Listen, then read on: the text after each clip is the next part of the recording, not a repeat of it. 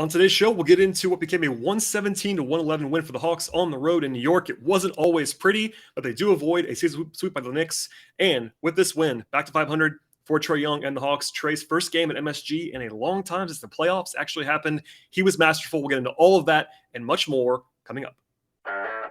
You are Locked On Hawks, your daily Atlanta Hawks podcast. Part of the Locked On Podcast Network. Your team every day.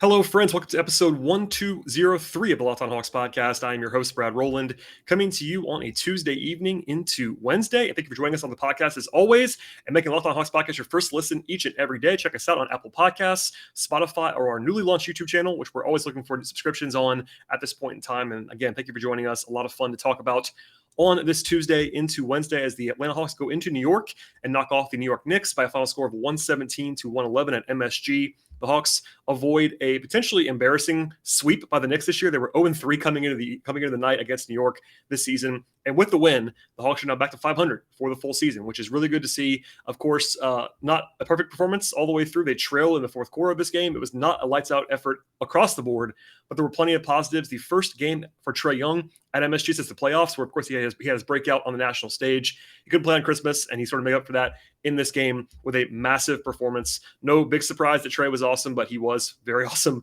in this game. He was supported by Bogdanovic with a season high off the bench for Bogey, and Clint Capela was dominating on defense throughout this one. So we'll get into all of those talking points on this podcast, but a 28-12 run to close the game out for Atlanta that ended up being the difference between a narrow loss and a narrow win on the road. So we'll get into all of that, but that's sort of the top line thinking here. And coming into the night, actually a little bit easier than anticipated for the Hawks. If you saw the podcast or listened to the podcast on Monday, I was talking to Zach Hood, Peachtree Hoops, on this very show, and that's still a relevant conversation. But on that show, we previewed the game, and Julius Randle was not listed on the injury report at all for New York. He is their best player. I think Randle's probably a little bit overrated after last season, but he's still a pretty good player. And on Tuesday morning, the Knicks ruled him out, and that swung things in the Hawks' direction a little bit more. They were already without Derrick Rose and Nerlens Noel and Cam Reddish, old friend, in this game. The Hawks actually had positive injury news on Tuesday with Bogdanovic, who was questionable coming in with a right quad contusion, ended up playing and obviously playing quite well. So only John Collins and Lou Williams, for personal reasons, were out in this game. So that's really good to see. It's one of those, they were able to sort of hold serve in an advantage situation. Also worth noting, by the way, that McMillan said after the game that Clint Capela was actually kind of a game-time decision on his own. No one asked because he wasn't listed on the injury report, but there was some question about whether Capela would play. He was not apparently feeling his best. It didn't really show. He was very good in this game. Alas, though, coming into the night, the Hawks were supposed to win, quote unquote. They were small favorites, even with Randle in the lineup. The Hawks were 1.5 point favorites. By the time he was ruled out, the Hawks were 3.5 point favorites on the road. And given the Hawks are pretty bad on the road this year, they were 12-22 coming in. That is sort of a reminder that the Knicks are not very good, and they're not. That's worth saying. But it's still a road win. The Hawks were not. You can't really pick and choose this year if you're the Hawks. That was the theme on yesterday's show. Talking to Zach was like, look, getting road wins is not easy. And the Hawks got one in this game, even if they did not play a perfect game. So we'll get into all of what transpired now, but that's sort of the overarching context of this one. As for the game itself, kind of a weird start to this one. The Hawks did score 4 points in the first minute, but they didn't score for about 3 minutes after that. Trae got going a little bit, which made a lot of sense because he was very, very good in this entire game. The Hawks assisted on their first 9 field goals. They ran some good offense in the first quarter, but defensively, it was kind of a slow start, as it has been at times most of the year. I would say a 14-3 run by the Knicks in the first to go up by 7 points at one stage in the first quarter. The Knicks scored 26 points on their first 18 possessions. That's very bad, of course. They actually had some success going right at Trae defensively. Trae is, of course, limited on that end of the floor, and the Knicks did have some success going with him, with RJ Barrett and Alec Burks going right at him. Rotationally, interesting stuff for the Hawks. The 3 guys who we knew would play, Bogdanovic was the first sub, then DeLon Wright was the backup point guard and also the backup 2 guard in some respects, and then Okongwu. They used TLC as the 9th man in the first half with some backup 4 minutes. He did not play in the second half. It was only an 8-man group after halftime, so sort of an 8.5-man rotation for the Hawks in this game. They used Trae plus bench late in the first. Kind of had a crazy end to the first quarter. A whip pass, like it was a 90-foot pass by Bogdanovic to Trae Young for a buzzer beater that actually cut the lead down to 4 for the Knicks. But still, the Hawks were trailing. It was a heck of a pass by Bogey and a heck of a finish by Trae. But still, Atlanta was behind the 8 ball, despite having the fact that they shot the ball well in the first quarter, but they defensively had a lot of trouble. They lost the rebounding battle. The Knicks made 5 threes, and the Hawks were sort of scrambling as a result. In the second quarter, the Hawks played a little bit better basketball at times, but it took them a while to actually find that. They were down by 12 early in the second quarter after an 8-0 run by the Knicks. It could have been worse. The Knicks missed a lot of free throws in this game. That was a theme that we'll probably come back to, but the Knicks at that point were 5 of 10. They finished the night at 14 of 26. That is not good, and that was a favor to the Hawks for sure in this one. But Bogdanovic got going. He had 8 points in about 90 seconds to sort of key a 12-2 run by Atlanta to go. I think it was a pretty big response. It could have got out of control, and it didn't because Bogey got going at that point with Trae off the floor.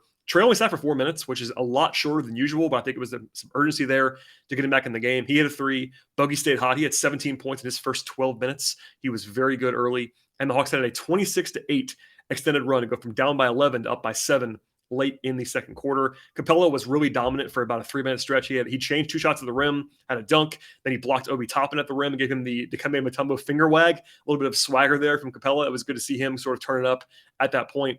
And after all of that, the Hawks were up by 6 at the break. Offensively, it was a really, really impressive performance in the first half, especially in the second quarter.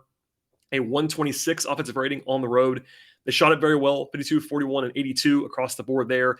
19 assists and 5 turnovers. We'll come back to that because there was a lot of ugliness after that. But the first half, it was spotless ball security, good ball movement, good shooting. Trae had 24 points. Bogey had 19 points. They combined to shoot 7 of 14 from 3 in the first half, and it sort of went to a draw on the glass against the Knicks before halftime. Defensively, it was better in the second quarter. They held the Knicks to 42% shooting with 4 turnovers in the second on the way to only 24 points. So the Hawks flipped the script a little bit there. But they still allowed a 117 offensive rating to the Knicks in the first half, which is not exactly fantastic, but it was notably better in the second quarter. And really, when it comes down to it, getting 43 combined points from Trae and Bogdanovic in that first half was really sort of a preview of what was to come because they combined for 77 in the game. But it really was offensively a 2-man show for a lot of this one. Herter had some moments, which we'll come back to later on. Gallinari had a couple of big shots. But, getting 77 of the 117 from Trae and Bogdanovic is worth noting and also driving home as the reason why the Hawks were able to sustain offense. It was a 2-man extravaganza for the Hawks in this spot. Before we get to the second half of this game and much more context and some follow-ups on the takeaways from this game, some player evaluations, some overall analysis, look ahead of the standings, and more, a word from our sponsors on the show today. NBA fans looking for a daily fantasy option right now? If you are, check out the award-winning app at PrizePicks. PrizePicks is daily fantasy made easy. I love it, and I know that you will too because it's so easy to use. All you have to do is pick 2 to 5 players and over/under on their projections. If you do that, you can whip up to 10 times on any entry. It's just you against the projected numbers. An entire entry can be made in just a minute or less. So if you're short on time, it's just that easy. PrizePicks is also safe and offers fast withdrawals, and they have props on almost anything you can think of, including points, and rebounds, assists, and even steals. They also have mixed sports entries. So if you like MMA or soccer or baseball, college hoops, etc., you can pair those things together and use those skills at the same time. And for a limited time, PrizePicks has an exclusive offer for all of our users that listen to the podcast, and it's an absolute no-brainer. $50 for free if a player in your first PrizePicks entry scores even a single point. But all you have to do is use the promo code NBA. That's right. It's an exclusive offer for Locked On fans. Sign up today. Use the promo code NBA. $50 for free if a player in your first entry scores a single point. Check it all out at PrizePicks. All right, we'll get into second half now, and it started out very well again for the Hawks. Herter hit a couple threes early. He was the first player to pick up the slack from Trae and Bogdanovic. Trae hit a 3 as well, and the Hawks led by 11 points in the first 3 minutes of the third quarter. Right on cue, there was a 9-0 run by the Knicks that kind of happened right because the Hawks stopped taking care of the ball.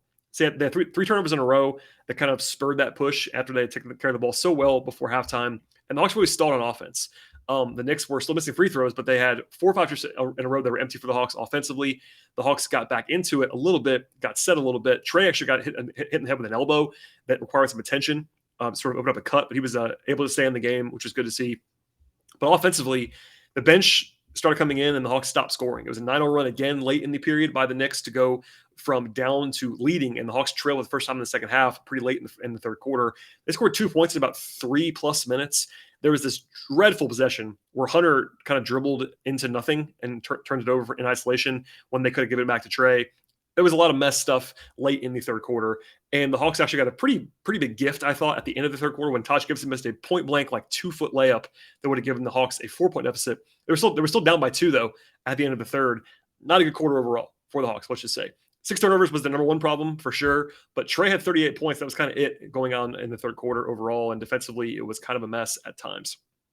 In the fourth, they had to go without Trae for a while, which spelled doom, at least a little bit, because the Hawks, again, only played eight guys in the fourth quarter. Sorry, 8 guys in the second half, but Atlanta didn't score for the first 3 minutes or so of the fourth quarter with Trae off the floor. It was a 7-0 run by the Knicks to call a timeout for the Hawks to put them down by 9 points. And overall, dating back to the third quarter, the Hawks had 2 assists and 7 turnovers in the first 15 minutes of the second half. So in the first half, as a reminder, 19 assists and 5 turnovers, which is an excellent ratio. The second half, first 15 minutes, 2 assists, 7 turnovers. That's how you blow a lead, and suddenly you're looking up at the Knicks on the scoreboard. They didn't actually go back to Trae as fast as I thought they might after a timeout. That kind of surprised me a little bit because Trae had been playing a ton of minutes, but they got a little bit of the bleeding stop with Bogdanovic getting in the line. They were down by 10 though when Trae came back in.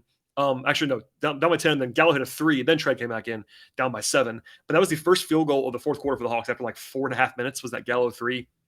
The Hawks were only quote unquote -5 in that stint without Trae, but still it felt worse than that. And that 3 by Gallo kind of was a huge shot as a result. In fact, he had 2 big shots in the fourth quarter. He had a pretty contested jump shot right after that, after he had been pretty much quiet the entire rest of the game. Those were 2 big shots, and Herter had the early third quarter run of his own. But other than that, it was basically just the support stuff on offense. But the Knicks, honestly, the big theme, as much as it was all about Trae nationally and Bogey and big numbers, that's all important and relevant. But the thing was, the Knicks just stopped scoring in the fourth quarter. The Knicks had a stretch in which they didn't have a point for almost 4 minutes. The Hawks actually blew opportunities. They had 4 straight empty possessions when they were down by 3, sort of with like 5-6 minutes to go in the fourth quarter. But then Capela absolutely erased Barrett at the rim with 4 minutes to go. Bogey scores. It's a 1-point game with 3:41 to play. The Hawks are still down though, and actually allowed a very easy dunk to Mitchell Robinson out of a timeout, kind of a breakdown defensively. But from there, it was all good for the Hawks. Bogey misses a 3. They got the rebound. Trae hits a 3 to tie it. That also featured a great tap by Capela, keep the ball alive on the offensive glass. They got to stop. Bogey was left open in the corner, a pretty bad breakdown by the Knicks for an open corner 3. He buries to give the Hawks the lead they would never relinquish. An offensive foul by the Knicks. Then Hunter gets left open, wide open again for a 3 as they were trying to blitz Trae. And the Hawks are suddenly up by 6 with 1:34 to go. So they went from down 3 to up 6 in less than 2 minutes. A huge push there. It was a 13-2 overall run by Atlanta. The Knicks had a couple of just absolutely glaring breakdowns, and that is a reminder that the Knicks are not very good. But the Hawks did, to their credit, take advantage of those possessions on both offense and defense. After the timeout, I feel like the Hawks were in good shape, obviously up by 6. It wasn't over, though, but it was pretty quickly. They got 2 more stops in a row. Then Trae absolutely embarrassed Taj Gibson. I'm sure you've seen the play by now, but I'm sure you can find it if you have not seen it so far. That was making the national rounds. He was trending on Twitter for that play against Taj Gibson, and it was over from there. All told, the Knicks scored 6 points in almost 8.5 minutes. So they had 22 points in the fourth quarter, which doesn't look so bad on the box score. But if you break it down, 6 points in more than 8 minutes, that was the biggest difference in the game for the Hawks. Now, granted, offensively, they made a lot of plays too. And for the entire game, the offensive numbers were better than defensive numbers, for sure. But with the game on the line, I would give as much credit or more credit to the actual ability to get stops in the fourth quarter than I would to the actual ability to keep scoring against the Knicks. So I said a lot there, but in the fourth quarter, it was obviously all Hawks. They won the fourth 30-22, and it was even more than that because, again, they were -5 when Trae came back. So with Trae on the floor in the fourth, they were +13, and they were +11 for the game with Trae, and that tells the story pretty simply. As far as takeaways are concerned, the offensive side of the floor was quite good for Atlanta in this game. When you take out garbage time, about a 119 offensive rating in this one for Atlanta, that's very good, particularly on the road. The Knicks are they're not great defensively, but they're at least solid enough on defense this year. So that's a pretty impressive number. They shot it well. They turned the ball over probably more than you would like if you were the Hawks this year. They've only turned the ball over about 12 times a game. It's 14 in this game. That's not too terrible. Although a lot of those were live ball. The Knicks, I believe, they had 12 steals. That's way more live ball turnovers than you would want for the Hawks. If you're trying to nitpick the offense, that was probably their biggest issue on offense in this game. But they shot the ball well. A 63% true shooting in the game. That is excellent. Offensive rebounds were decent enough in this one. They had 10 on 41 misses. 26 assists is okay, but their average for the season. and of course the 2 breakout performances on offense. But they got to the line 27 times. That's a very good number. And they also made 8 more than the Knicks did. That was not a small factor because the Knicks were brutal at the line. In fact, that's a good opportunity to go to the defense now. It was definitely not something the Hawks did, but the Knicks were 14-26 at the line. If they made a reasonable number of free throws, this game would have been very, very tight down the stretch, and they didn't. So that's not really something the Hawks can change, but it benefited them because especially Mr. Robinson was 1 of 6, Barrett was 11 of 17, whereas Trae was 12 of 14, Bogey was 6 of 6. Those 2 guys going 18 of 20 is absolutely massive, and that's not a small thing and a good advantage for the Hawks to have on the margins. Defensively, overall, it was not fantastic. They allowed a 113 or so offensive rating to the Knicks. That is not great. That is not terrible, though, given the fact that the Hawks had some rough moments. They were better in the fourth quarter. That is for sure. That is definitely, something you have to at least remember in this game is that when it mattered, they got stops. But overall, they could have been better, especially on the perimeter. I thought early on in this game, they were getting taken advantage of in certain matchups. On the glass, it was just okay. It was not very good. It was not terrible. It was kind of middling. They actually allowed a lot of free throws to the Knicks in this game in terms of attempts. That's not a great sign for your defense. But overall, they forced turnovers, 14 of them. They held the Knicks only 20 assists. That's a good number. So some positives for sure. And at the end of the day, they escape with the win on the road, even in a spot where the Hawks did not play their best game. I want to say that now before we get into individual player stuff. That's not me saying anything that's like negative. People were saying it. So I said that after the game on Twitter. People were saying I was being negative. I wasn't. It's like, the Hawks didn't play great in this game. I think that's pretty objectively and clearly true. The Knicks are not very good without Julius Randle. But at the same time, we've all seen this Hawks team lose games that they should win this year. Like Sunday's a great example where they were the better team against the Pelicans. Granted, that was at home, as it was even worse. But the Hawks were favored in this game for a reason. If they had lost it, it would have been a very plain example of the Hawks letting an opportunity slip by. In this game, to their credit, they did not do that. They won the game. They got a win that they probably needed to get to stay in lockstep with the Hornets and the Nets. And at the end of the day, that's kind of all that matters. So we'll get into all of the personnel takeaways about the players up and down the roster, as well as some standing stock, and a quick look ahead to Tuesday's game in Detroit. But first, a word from our sponsors on the show today. In 2022, I'm trying to eat healthier and eat right overall, and I managed to do most of that with the help of Built Bar. In some ways, it's not even really a resolution for me this new year because I actually enjoy eating Built Bars. They're the protein-infused puff bars that are fantastic for all the people that are looking to do that, as well as each and every bar has 100% real chocolate, which makes a huge difference, and they taste absolutely great. On top of the taste, Built Bar is low calorie and high protein. You can easily replace all your candy bars with Built Bars, both in taste and to improve your nutrition. And if you go to Built.com right now, check out the nutrition page. You'll be blown away by it, with most Built Bars containing only 4 grams of sugar, 4 net carbs, and 17 grams of protein with a low calorie count.